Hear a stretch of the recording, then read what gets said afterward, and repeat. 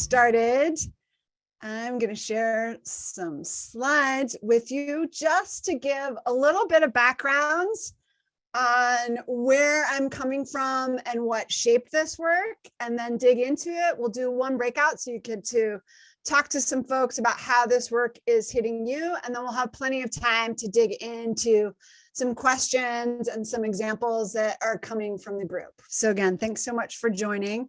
This is just a representation of, I don't know, maybe where some of our minds are. A lot of things going on in our worlds these days. So a little bit of background about me. I started my work thinking that I was going to be in politics. I worked on Capitol Hill in college. I had a job to go be a legislative assistant. And at the last minute, I called up and said, you know, I don't think I'm going to be able to make it.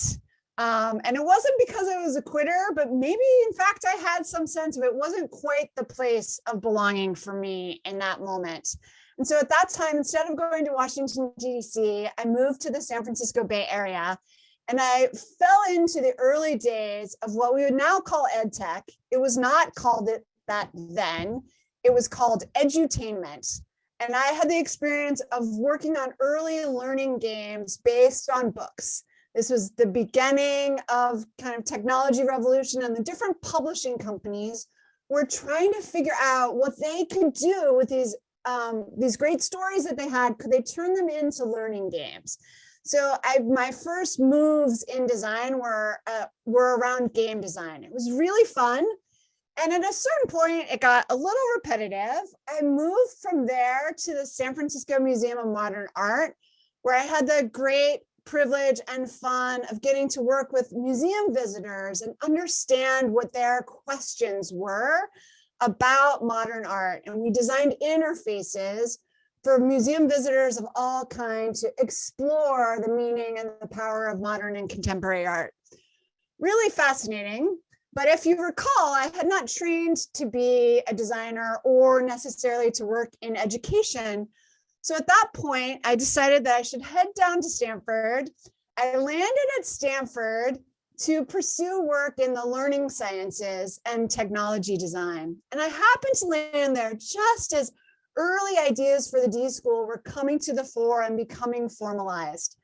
So luckily enough for me, that meant that I was there and was able to found, as Perry said, the K-12 lab. And I know I've met some of you in the context of some of our work with the K-12 labs. So shout out to all of you educators who've been a part of that work.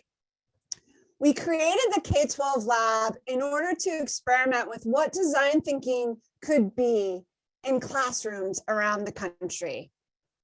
We had this question: how might we support K-12 educators to use design thinking with their students?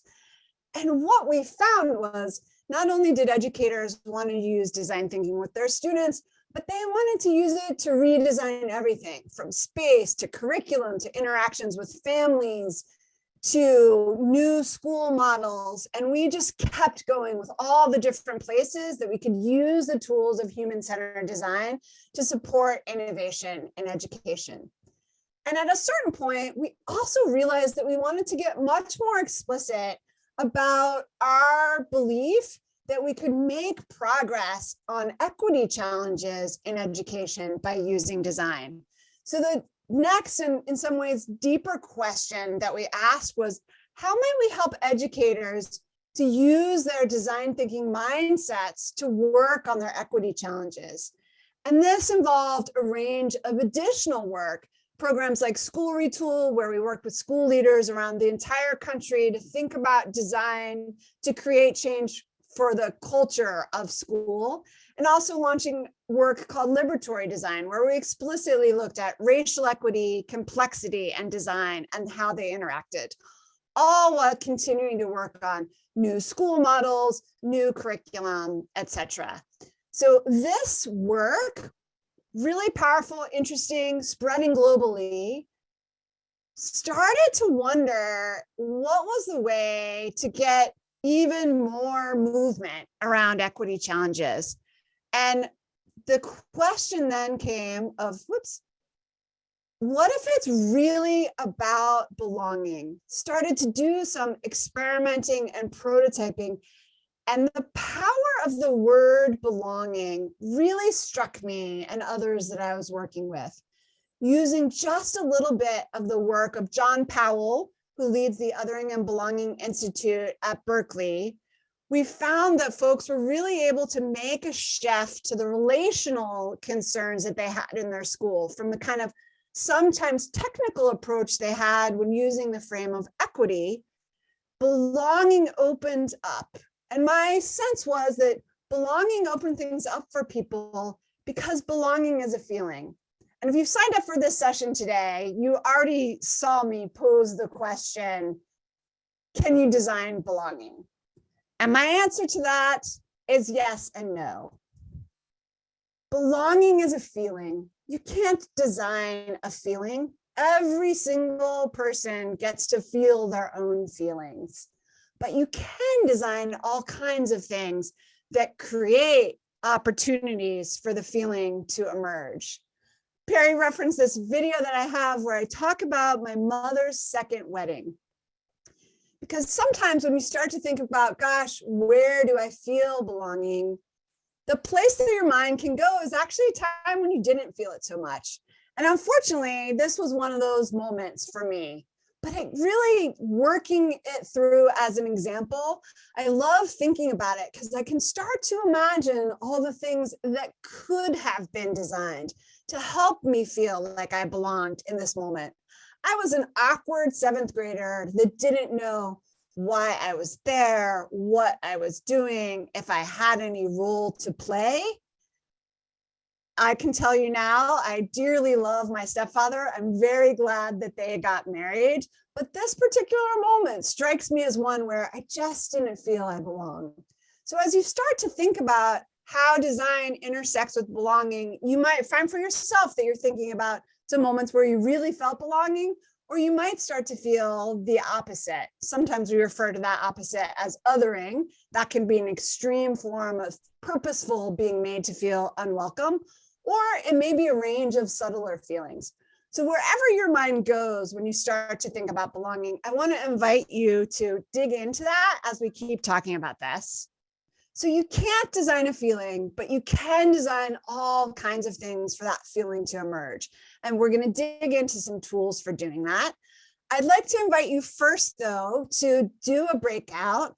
This is a small group breakout. I think Zhao has got folks set up to break out, to spend a few moments to just think about a time of belonging, or if what comes up for you is of not belonging, to share with your small group and think about what shaped that moment. How was it created?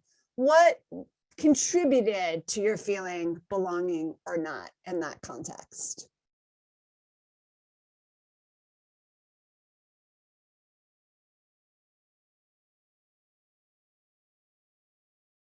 All right. We're flowing back in. Excellent. Belonging in small group, belonging in large group. Feel the whiplash in between those two spaces of belonging. Awesome.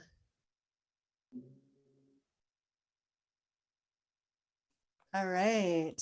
So just go ahead and throw into chat for a quick moment here as people are still coming in. What did you notice about belonging in your conversation? What did you notice? Some common goals. It felt freeing. Is that David Cole from Texas? Creating something together, interesting. Care. Perhaps because it's a question we don't always ask each other. So that care piece, I think, is really interesting. One of the things I like to think about from a design perspective related to belonging and other topics is how do we notice and care? It's a little bit of a reframe of some of the more traditional ways of talking about empathy. Connectedness, safety, belonging can be created or broken. Okay, these are flying, so I'm not catching everything here. How these things intersect. the feelings that show up. Absolutely. Yeah, absolutely. All right. Thank you for sharing. Thank you for sharing, and thank you for sharing with each other. Hopefully you weren't whiplashed so quickly that you couldn't say thank you to your fellow Zoom mates for chatting with you. So if we need a moment of pause just to send those grateful vibes for holding stories, sharing stories. Thank you so much for doing that. Storytelling, a profound piece of belonging in so many contexts. All right, I'm going to steal your screen again. Oh, I'm seeing some fun friends that I'm excited you guys are on here. And I'm going back to my screen share. Here we go. So as you know, there's this book. As I started to work around design for belonging, the three kind of orientations, the heuristic even that I built around is our need to, our collective need and our individual need and our community need to feel belonging, to know it. One of the reasons that I found that it works as a kind of breakthrough framework to help in this moment, folks that are working on diversity, equity, and inclusion in lots of different contexts, and especially schools, is because it is a felt experience. So if we feel into belonging and not belonging, we can start to notice where we feel it and where we don't. And then we can also bring an analytic frame that says, gosh, are there different groups that get access to that feeling more often? And what does that look like, right? So we can ask some deeper analytic questions as well, but grounded in the feeling. And so many people can be kind of aware of and in touch with, as my friend Victor Carey says, have a felt acquaintance with the feeling of belonging. The other two pieces, and this we'll start to dig into now, is where do we see it? And so from an experience design perspective, we can start to look at some powerful moments where we want to ensure that we are building greater belonging.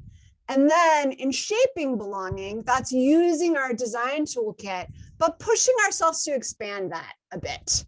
So we're going to dig into those two now. The invitation as we dig into this question of seeing belonging in real time and space is to think back to the moments that you shared or that your partners in your breakout room shared.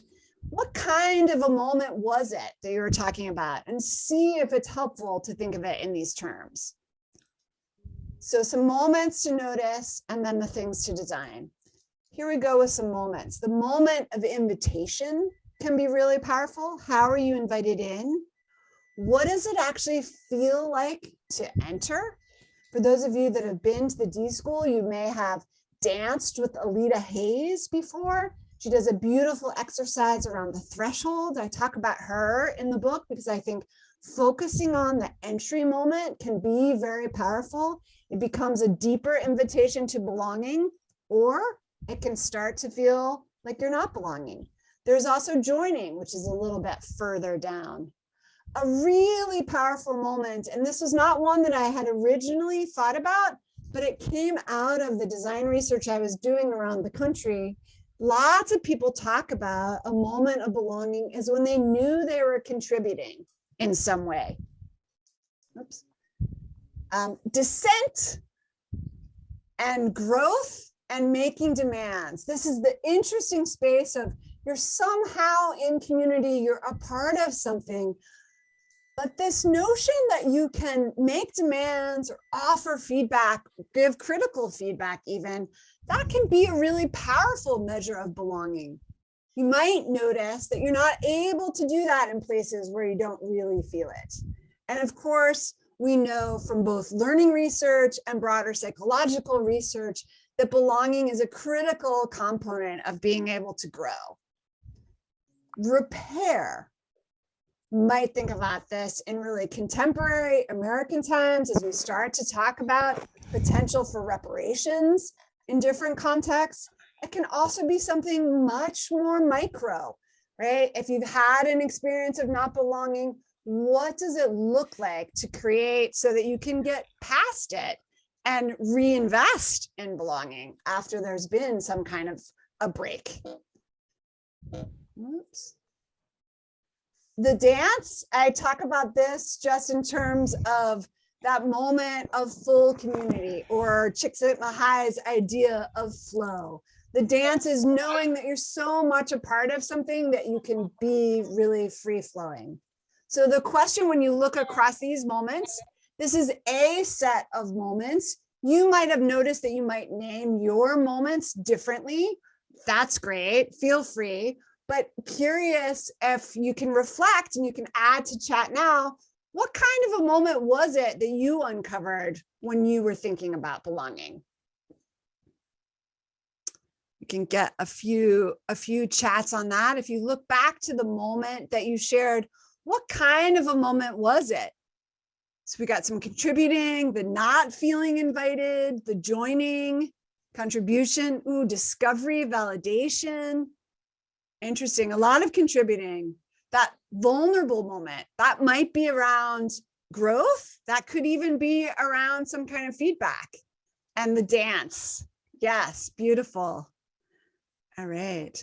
So this is part of the toolkit to design for belonging, which is to think concretely about what kind of a moment it is in your community, in your organization, in your team, where you may be having a high of belonging or a low, where you need to dig into design. From that perspective, some of the levers of design are opening up the question of how we are belonging and how we can build greater belonging.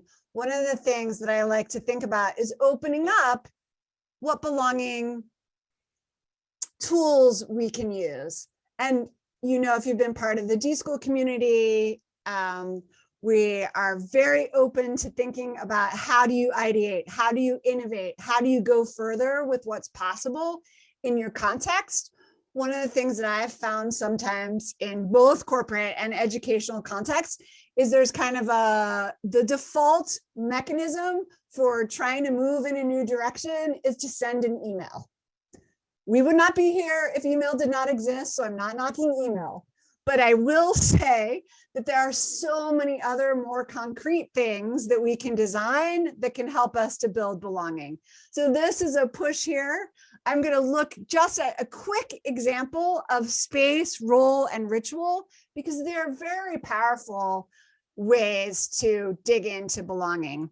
Space, and this is an example that you likely know if you've been around the d.school at all. We love to tell the story of Doug Dietz and the redesign that he did of MRI machines when he recognized young people's pain, not physical pain, but emotional pain in confronting his machine, his award-winning machine.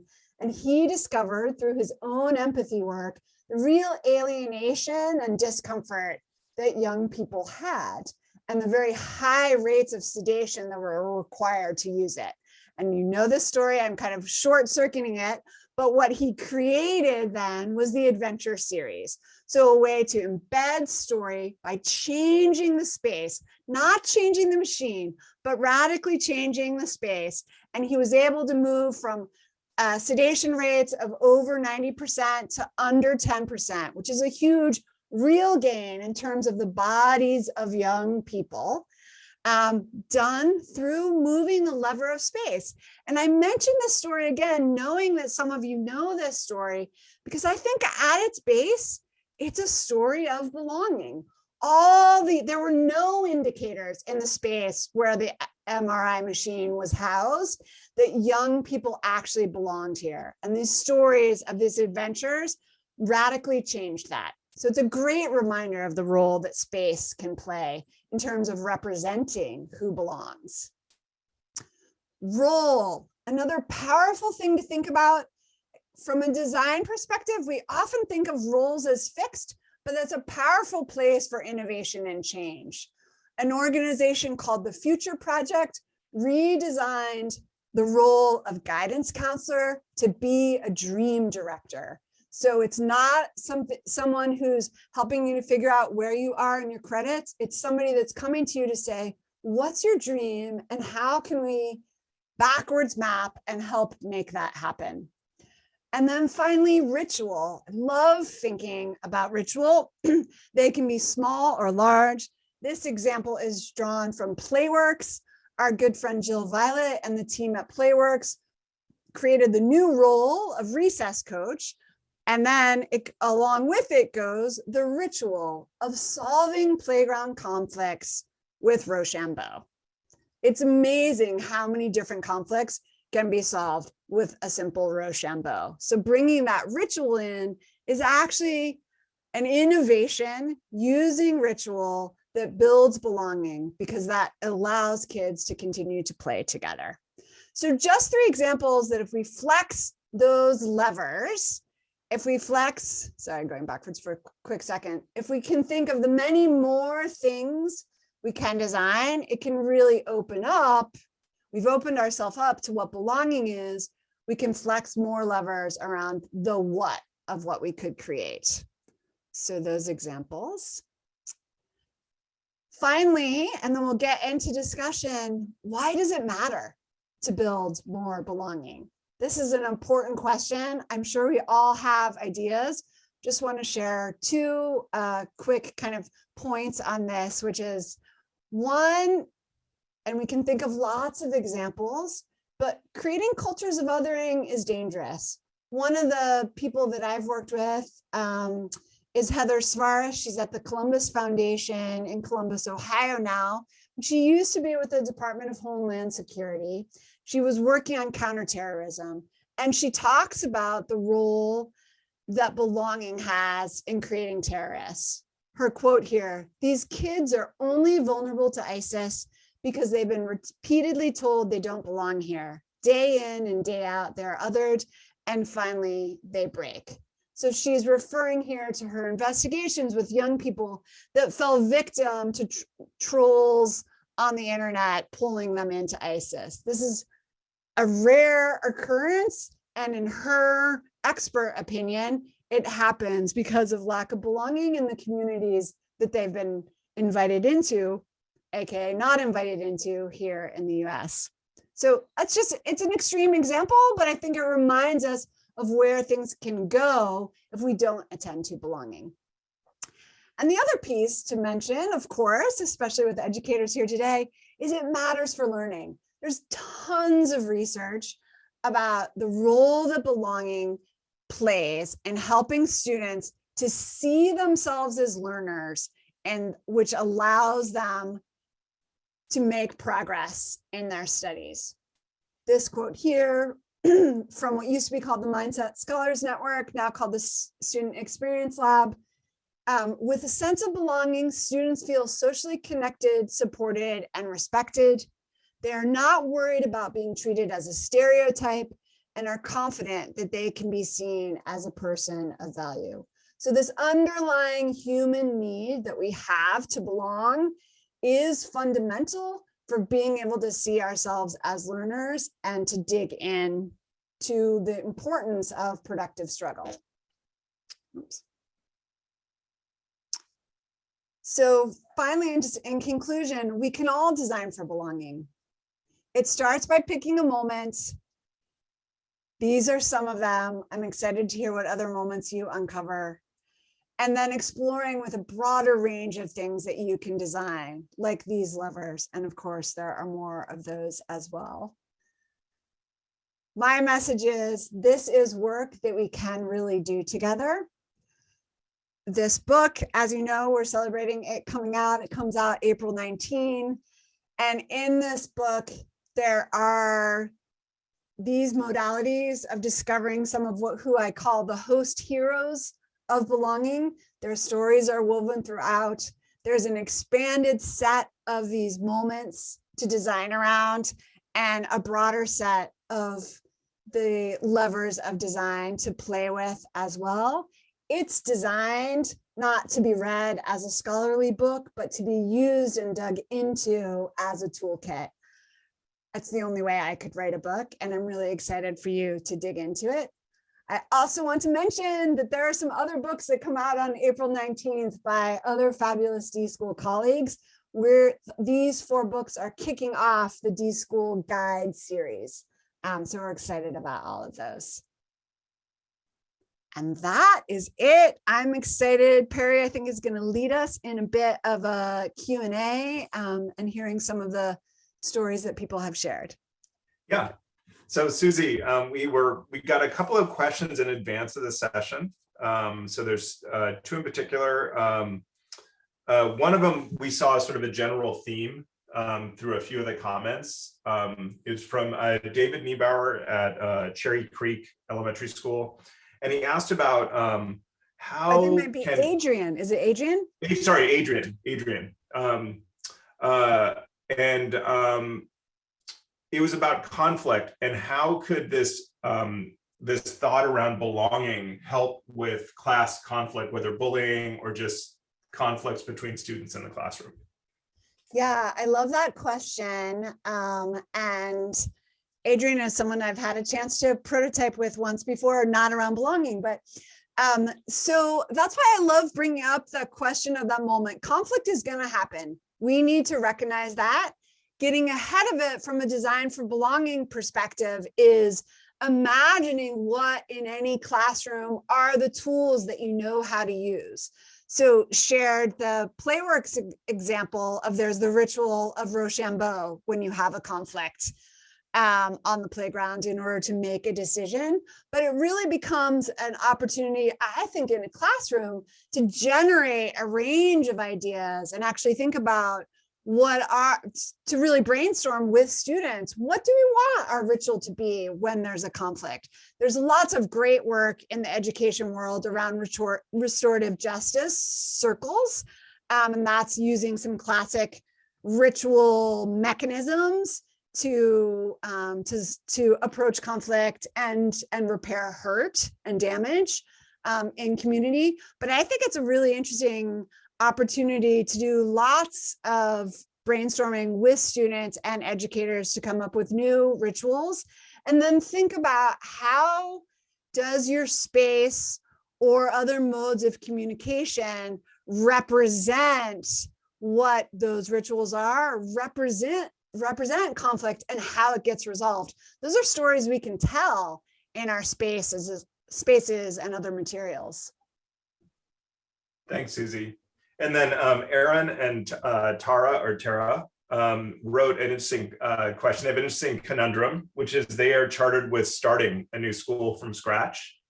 And they were looking for advice around building in belonging, this sort of as a foundational element to the school from the very get-go. Yeah, so and I'd be happy to chat more at another time too.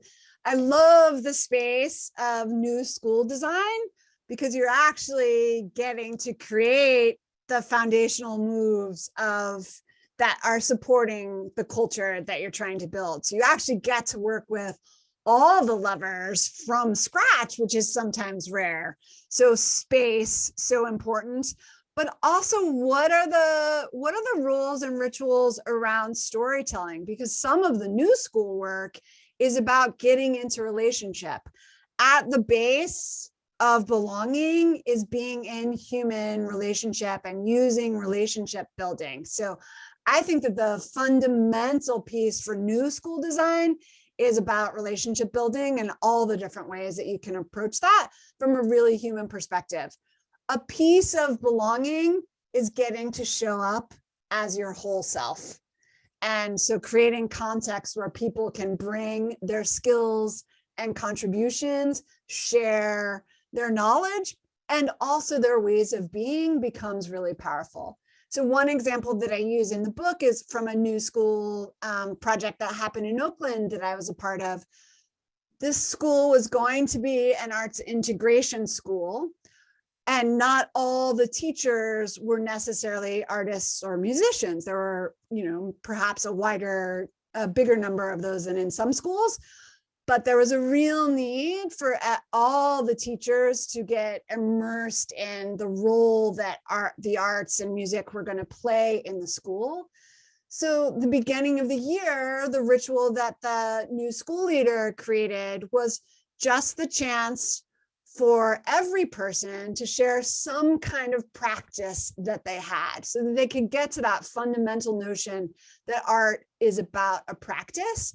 And so you could show up and show your colleagues how a particular sketching activity you liked, but you could also show them how you built your lessons or were arranging your classroom. Any of the practices that you felt were your strengths that you wanted to contribute, you could share. And everybody spent a day participating, or part of a day participating in your way of working in the world. So I think those opportunities to share who's coming together is really powerful. Great. Susie, let's cover one more. I thought there's there's so many interesting things in chat, so I'm digging through. So if I'm not getting to yours, it's not because of anything other than we just got so many great comments. Philly said, interesting question, I think, is it possible to all belong? Is that the point, or is there always going to be a little bit of not belonging and then countering it with your tools? Yeah, that's a great question. So my understanding is that belonging is a fundamental human need. So you're going to need to have places where you belong. It's also not a zero-sum game, right? We have multiple aspects of our identity, and we're going to have greater or lesser belonging in some different contexts, and it's always going to be emergent. So from a design perspective, you're in the space of complexity of these things are merging and they're intersecting. So it's a great opportunity, I think, to think about intersectionality. And it's also an opportunity to think with a growth mindset that it's not a zero-sum game, and we need to keep kind of building and moving and understanding when and where we are belonging, and what and how we can design to support more belonging more of the time. Well, Susie, one you just simply must answer. There were a bunch of questions early on about your background, so maybe a fun one to get to know you a bit would be great. My background, multiple parts. Part of what I try to do in this book is to bring in multiple inspirations, multiple people. And so you kind of see this here, the purse collection, which is the real background, comes from travels around the world, and also from people then giving me purses when they discovered in these Zoom times that I have a purse collection, which was a secret, not on purpose. And then the Totoro and the owl are costumes that my child and my partner built for her when she was really into Halloween. So you can step into them and walk around in the world in these other identities, I guess I'll say. Yeah, so thank you. And books, of course, too. But yeah. And maybe one last one that I just was earlier on in chat is Luciana asked about just the reality that there's many different cultures represented on teams that at least that individual is mentioning. I have all these different cultures, and belonging can mean something different depending on your cultural background. Yeah, that's great. And that's the truth. And in any context, that's what you're working with. So that's the approach to say, when and where do we need to do the deeper understanding for what belonging is feeling like. Belonging, and Stephen Chang called it out, referencing John Powell. Belonging is this deep human need, but it may actually be our real state of being. And when othering crops up, it's actually pushing us kind of in our not grounded direction. There's going to be cultural difference around that, but that's really worth exploring from a deep and human connection potential. And I might have lost the thread of something else there. Oh, I know what I was going to say, which is I worked with some parents last night in a small group looking at these tools and the ways that they could be used in different parent organizations in a school district here in California. And in that context, we started talking about languages. And I think one of the things that why I think it's really important from a design perspective to expand what we understand we can design with and how we can design, is to actually, that some of those things help us move beyond just language. So incredibly important to do work on translating and representing different linguistic groups in any community. That can be really powerful and help with belonging. And we can push ourselves to say, what are the things, like food was mentioned, what are the things that are not about just the written word or the spoken word that we can use as ways to be in community, to get to know each other? So things, again, like space and the sharing of stories in visual ways, or the using of space as a way that we get to come together, those can be really powerful. Great. Well, Susie, that is a wrap. So thank you so much. I'd say it's a pleasure. I'd say that to me, I put the link a few times, but going to your website and be able to download the toolkit, I think is amazing. And that'll be in the materials after this. You can, if you've missed it someplace, but the Design for Belonging website, the book website, has a free toolkit you can download. And to me, there's terrific things as an educator you can use that make a huge difference in your classroom dynamic. And the way that you start classes and launch things. And it can have a profound effect on, just from my personal experience, your enjoyment of this and your engagement. So thank you, Susie, for the work you do. Thank you for writing the book. And thank you for doing this talk and being willing to come out and share what you've done for all the 200 and some odd folks that have been here. Yes, thank you. I'm so happy to be here today. And thanks for everyone for coming out. Really fun to be in Zoom land with you all.